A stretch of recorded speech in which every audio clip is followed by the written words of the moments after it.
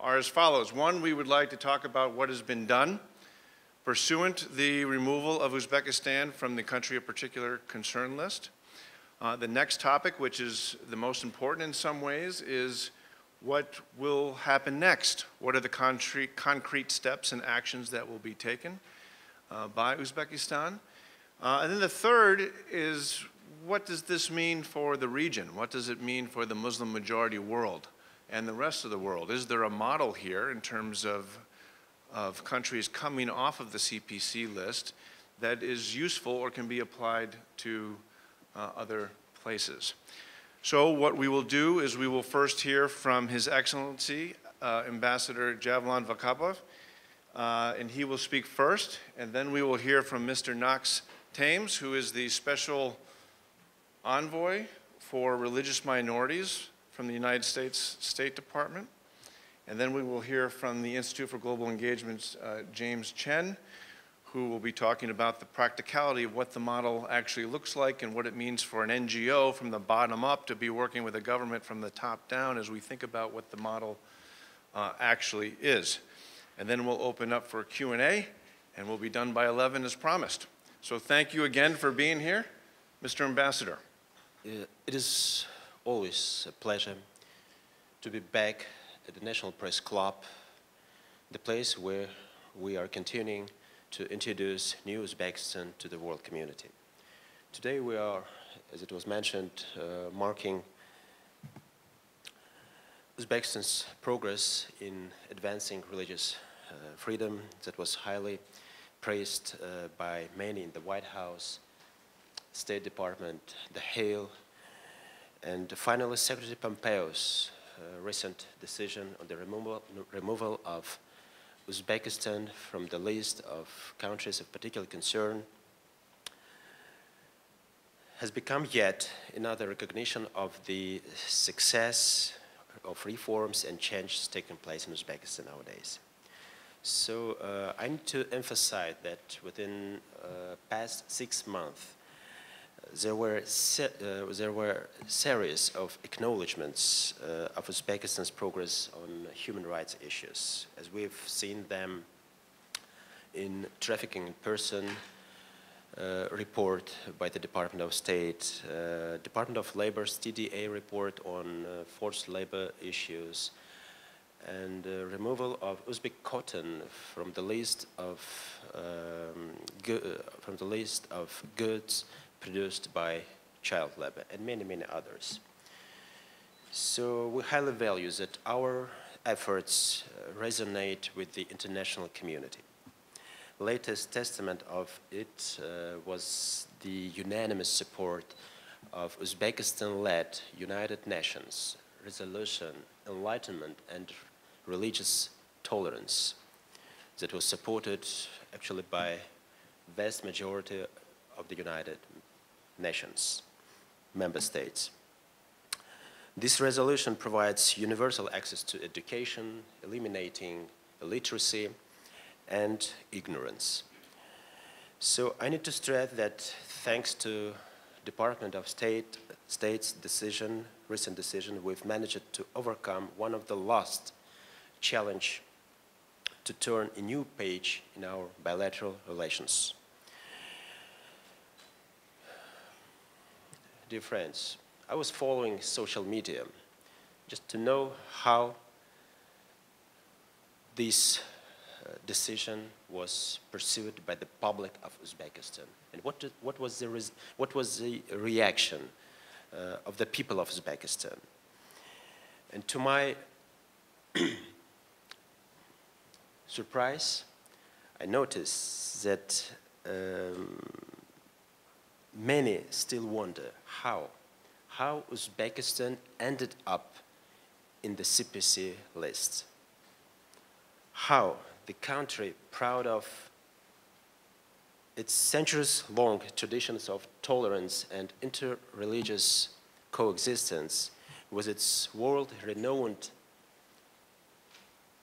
scholars like Imam Bukhari, who is the author of the Hadith collection,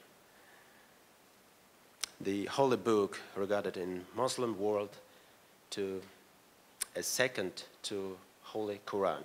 How the land with ancient roots of Christianity and its Nestorian church with St. Daniel's tomb that is located in Samarkand, a pilgrimage site for common worship among Muslims, Christians, and Jews. How the society of tolerance with more than 140 nationalities and 16 religious denominations, the country that has never ever seen both religious and ethnic tensions and violence, became even associated with such a list. It's too difficult to answer this question. The answer is not that simple. There were ups and downs in our bilateral relations, as you may know, but there are always ways to overcome these challenges through strengthening partnership, fostering dialogue, and building the trust. I admit that in the past there were restrictive policies in the field of religious affairs, policies that thought to prevent the spread of foreign-based religious extremism, threatened to the survival of Uzbekistan's secular state. But today, our country is confidently presenting a new model of Muslim-majority secular state, in which the moderate and enlightened practices of Islam and many other religions and faiths are able to flourish. Today, Uzbekistan is a country where the new leadership is openly tackling backlog of challenges, discussing them with our own people, and decisively introducing measures. First, in order to eliminate past practices, and second, to enhance the level of protection of civil rights, particularly religious freedom. Uzbekistan is a country which is rewriting the 20-year-old law on freedom of conscience and religious organization to ensure religious freedom according to the international standards. The country where everyone, regardless of age, race, religion, and beliefs, can freely attend both mosques and churches.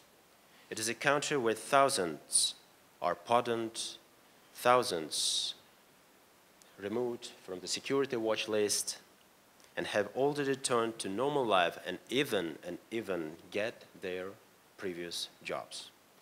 It is a country where all nationalities and confessions often celebrate together the different holy days.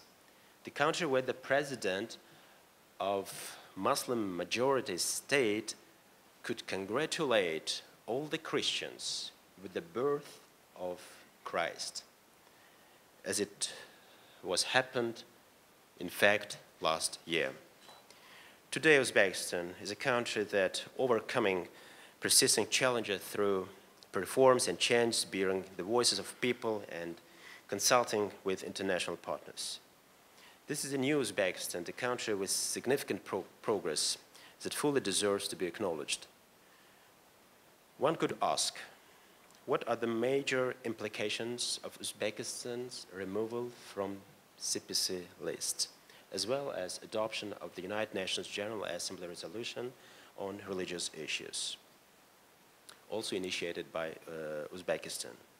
First of all, we feel widespread support in our efforts to improve our international perception, to strengthen Uzbekistan's image and its standing.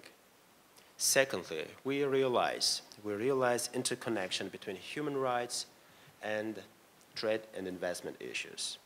Aforementioned achievements pave the way for greater attractiveness of Uzbek economy for US and international investors.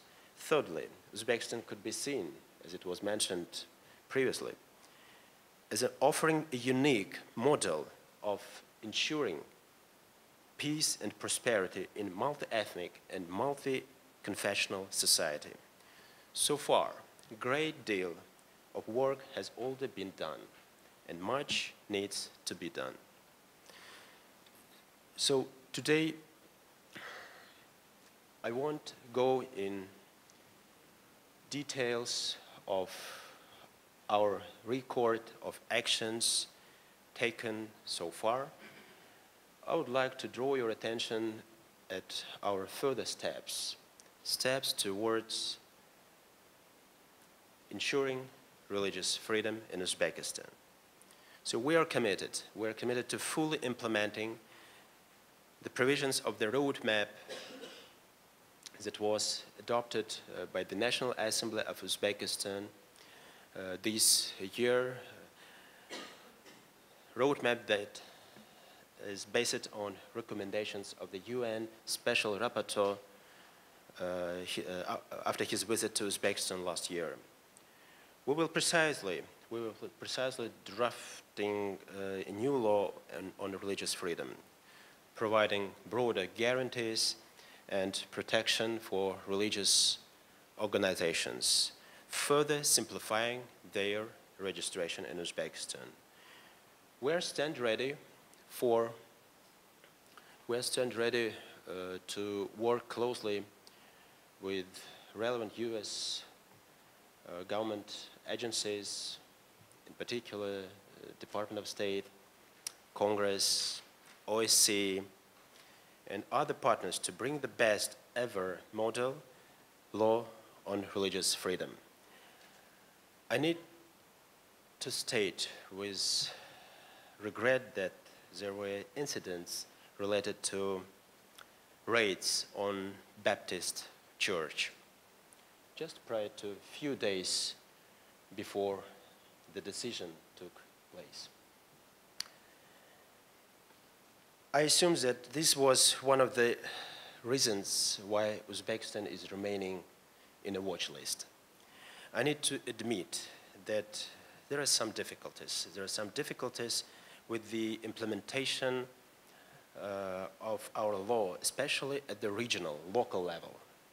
But they are all reduced to a few incidents and are not systematic in nature.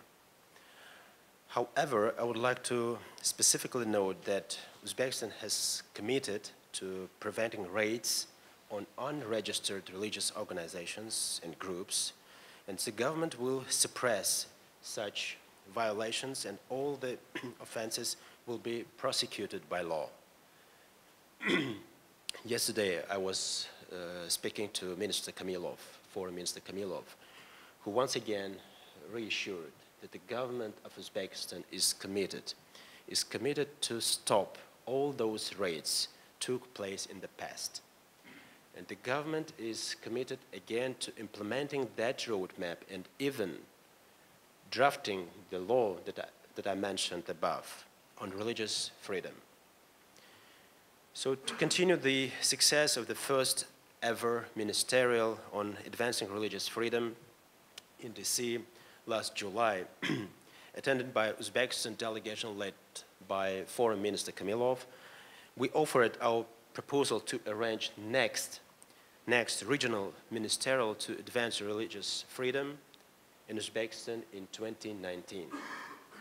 We are standing ready to promote the mutual exchange of delegations and experts from the research and religious organizations in Uzbekistan and the United States, and welcome the interaction with US NGOs to scope out a workshop on religious tolerance and preventing violent extremism.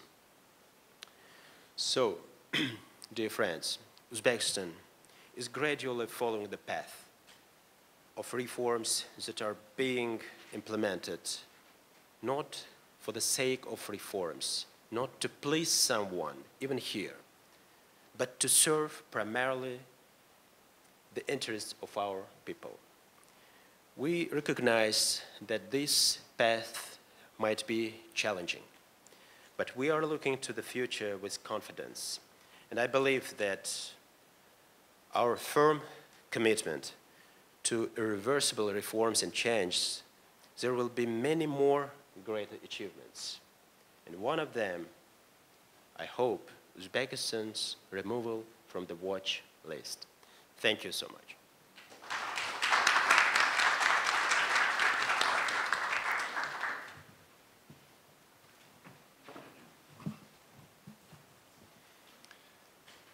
It's often noted how Uzbekistan lies at the heart of Central Asia, at the crossroads of many great civilizations. Uzbekistan has played an important role in that region's history and will continue to do so. And we believe that the reforms initiated by President Mirziyoyev will likely increase that important role. We at the State Department have applauded the spirit of engagement by the President and Foreign Minister Kamilov, as well as Senator Safayev and Ambassador VAKHABOV. They in turn have welcomed our recommendations. As a result, over the past 2 years, the President and his administration has initiated a range of important religious freedom reforms. We view these actions as significant, concrete actions that should improve the climate for religious freedom for all Uzbeks. Some actions to date that we welcomed and took note of include the releasing of over 1,000 religious prisoners held for their religious beliefs, the government delisting thousands of individuals from blacklists who were previously accused of engaging in religious extremism. The government reports that could be over 20,000 people. The government registering 13 Muslim religious organizations and the first Christian church in almost a decade, the Presbyterian Church Sviat Miru. The government allowing the Muslim majority population to practice more freely, including open prayer, better access of children to religious institutions, and the celebration of key religious holidays. These actions were taken were the result of a range of actions taken by the government, which I think really began with the invitation that the government extended to the UN Special Rapporteur for Freedom of Religion and Belief, Ahmed Shahid. It was the first such special mandate holder to visit the country in over a decade, and the first for this specific topic. Dr. Shahid was able to make a comprehensive visit and released a very thorough report. And remarkably, Uzbekistan's parliament in May 2018 approved a religious freedom roadmap based entirely on the recommendations of Dr. Shahid. Now, I will say, just parenthetically, I've been working in this space for almost 20 years, and usually when UN reports of this nature are issued, they're either ignored or discounted. I can honestly say I've never seen a country respond in such a tangible way by creating a process to enshrine UN recommendations into their own domestic law. The roadmap that the Parliament passed detailed a whole-of-government approach to reform existing laws and regulations to ensure Uzbekistan adheres to international human rights obligations and commitments and to ensure individual religious freedom. Now, I did see the impact of these reforms myself.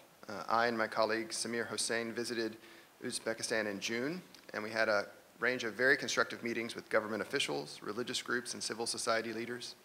We discussed issues such as releasing religious prisoners, registering religious organizations, and lifting restrictions on religious literature. And I have to say, it was personally very powerful to attend the large cathedral mosque in Tashkent on Friday and to see the overwhelming number of people attending and the numerous children able to attend, something that had been prohibited in the past. Based on Uzbekistan's initial reform steps, in July we invited Uzbekistan to participate in the Secretary's Ministerial to Advance Religious Freedom. The only CPC country to attend, Secretary Pompeo noted about Uzbekistan in his remarks, quote, "We applaud the steps that Uzbekistan is taking towards a more free society. We have great confidence that a degree of religious freedom greater than before will have a positive ripple effect on their country, their society, and the region as well," end quote. And then in September, the Ambassador at Large for International Religious Freedom, Sam Brownback, visited Uzbekistan, where he met with President Mirziyoyev and discussed the economic and security benefits that come from increased recognition and protection of religious freedom. He met with religious groups and civil society as well to also understand the impact of the reforms to date. And then, the reason we're here, on November 28, Secretary Pompeo announced his annual designation of countries of particular concern. For the first time since 2006, Uzbekistan was not on that list. It was an important recognition of progress made. Now, as the ambassador mentioned, Uzbekistan was placed on a special watch list due to remaining restrictions that we have concerns about, and we're hopeful that the completion of remaining reforms will result in Uzbekistan being removed from that list as well. So I want to congratulate the government of Uzbekistan on the steps taken so far. It is a credit to the President, the Foreign Minister, and the Ambassador. We also recognize that additional steps are needed, and I think the government does as well. So we no longer see systematic, ongoing, and egregious violations of religious freedom, which is the high benchmark for CPC designation. But we want to see Uzbekistan take additional steps, and I'll outline a few of them, and I'm happy to note that the ambassador has already referenced an intent to address these in his remarks. The first is to move on the roadmap to reform laws through parliamentary action and the passing of a new religion law. So we're very encouraged that a new law is in the works being drafted. I will say the roadmap is very ambitious, and if met, it would bring Uzbekistan's laws and policies in line with many European countries and international standards. But because of the ambitious nature of it, we encourage Uzbekistan to invite international human rights experts to help them in this effort. We know that the OSCE stands ready to offer assistance, as well as possibly the Council of Europe's Venice Commission. We've also had conversations with the Institute for Global Engagement and Brigham Young University to bring their expertise to bear. And there are some steps we think can be taken now in the immediate term. More action is needed on registration. We have been and will continue to encourage Uzbekistan to swiftly register all religious groups that are seeking that status. We know of 22 such organizations, including the Jehovah's Witnesses, who have submitted their paperwork and are eager to operate within the confines of the law. These groups are not secret, and they operate openly. We believe that bringing them into the registration system it would be unlikely that this would cause any social disruption, but rather limit other problems and violations, one of which is the issue of the police raids, which the ambassador spoke to. Of course, we're troubled about such reports, and registration would actually help solve that problem by removing the justification for such actions. But I'm very pleased to learn of the ambassador's and his government's commitment that unregistered police raids on unregistered churches, rather, will no longer be permitted. So in closing, I'm very optimistic about Uzbekistan. The United States recognized the progress made to date and delisted it from the CPC designation. We know progress will not always be linear, so we appreciate President Mirziyoyev's commitment to reform and to refrain from implementing old policies that were problematic. The Secretary made a bold move by recognizing this initial progress and the promise of future progress. So it's critical that we continue to work together, and I'm sure we will. Lastly, I just want to make a broader note that we want to encourage other CPC countries to follow Uzbekistan's example and to begin a similar effort towards reform. It's in every country's interest to get this issue right, to provide space for the free and peaceful practice of belief. Uzbekistan's removal from the CPC list is an example of how the United States will recognize concrete reforms and high-level commitments when reviewing CPC designations. Every year, we engage all CPC countries in Central Asia and other regions of the world with suggestions on reform. I want to thank Uzbekistan for wisely taking us up on that offer, and now we have a major result to show for it. And this opportunity exists for all other countries on the CPC or watch list. So thank you very much, and thank you for hosting this today.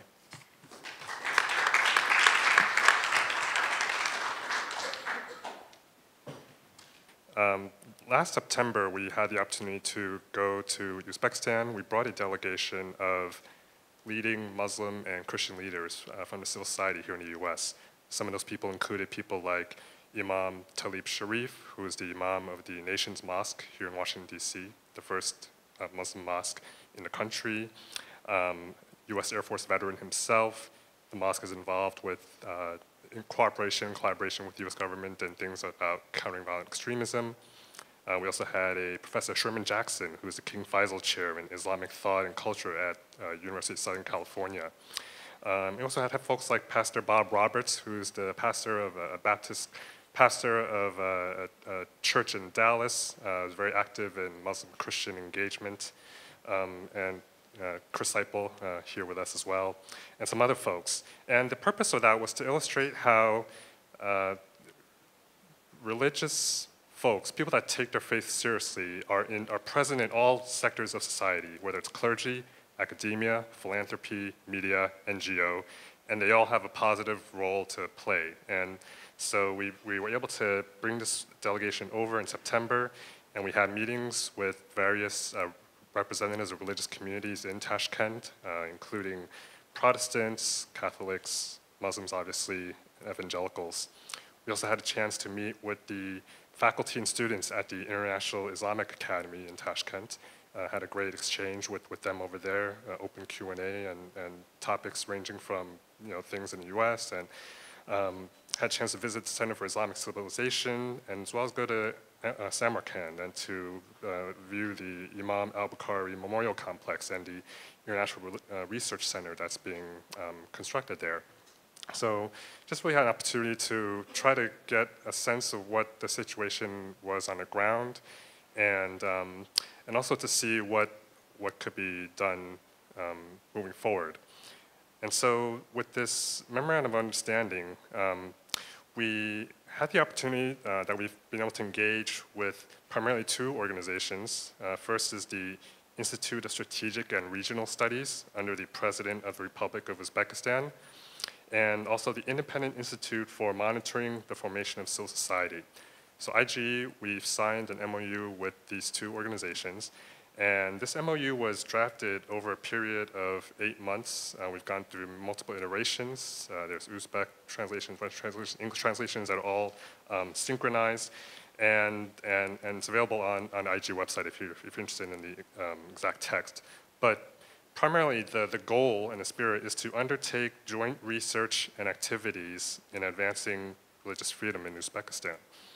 And we were also very fortunate to have our visit coincide with the visit of Ambassador-at-Large for International Religious Freedom, Sam Brownback, who was in Tashkent at the time and was able to witness the signing of the MOU.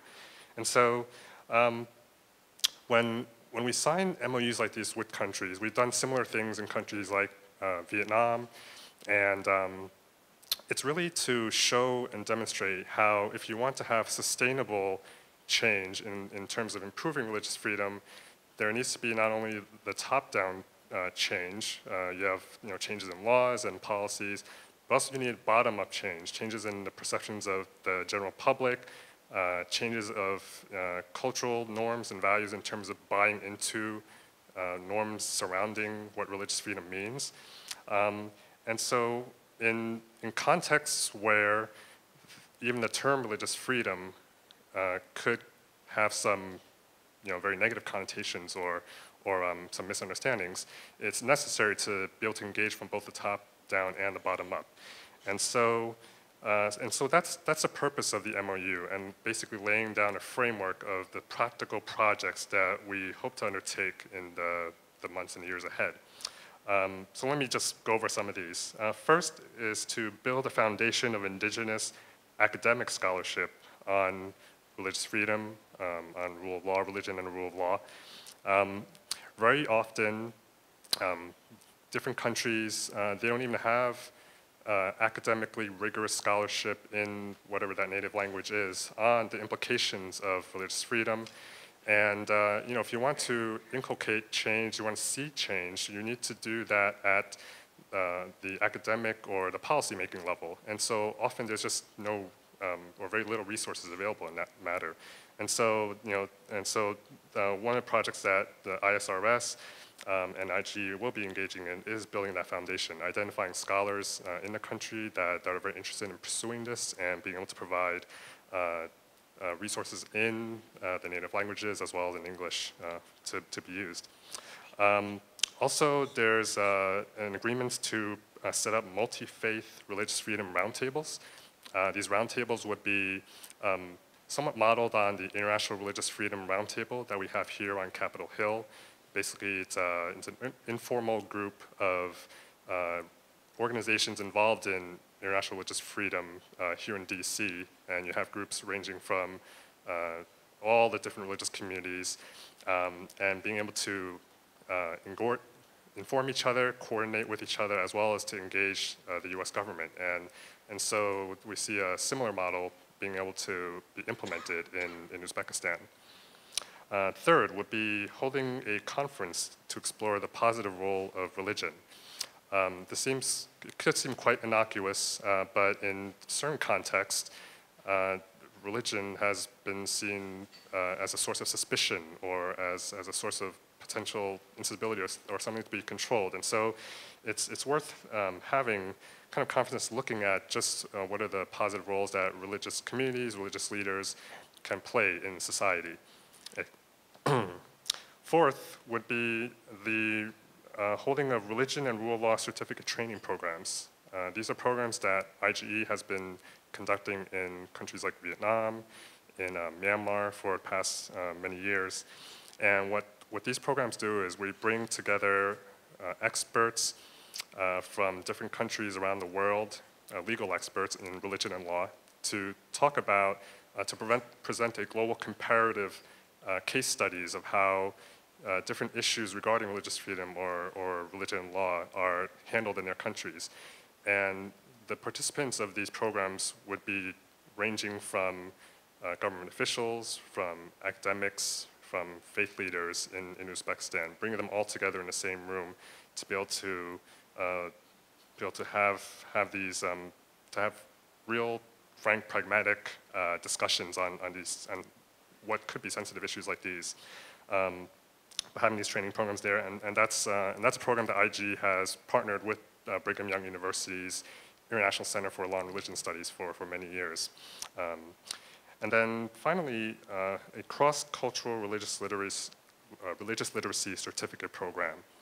And this is a program that would basically train people in skill sets on how do you engage effectively and constructively across different religious communities, across different faiths, whether secular or religious.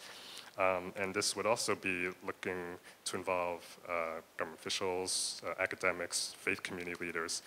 And so being able to have this multi-dimensional engagement and bring all these people in the same room, people that typically haven't been in the same room before, we found that in our experience in other countries that it's been very fruitful and helpful to advancing religious freedom at a practical, on-the-ground fashion that's able to help shape and influence mindsets. And once you can do that, you influence behavior as well. But I'd say just in the case of Uzbekistan, I mean, you heard the ambassador say reform is in the interest of the state. And I think when you get a government that recognizes that, they know that religious freedom is not just the right thing to do, but it's the sensible thing to do. It's going to help you become a stronger, more secure, and a more prosperous nation. Then it's really, you know, everything else just follows from that. And so just really applaud just the advances that the government's making, and we also are thankful for this opportunity to walk alongside the Uzbek government and people in these efforts. Thank you very much.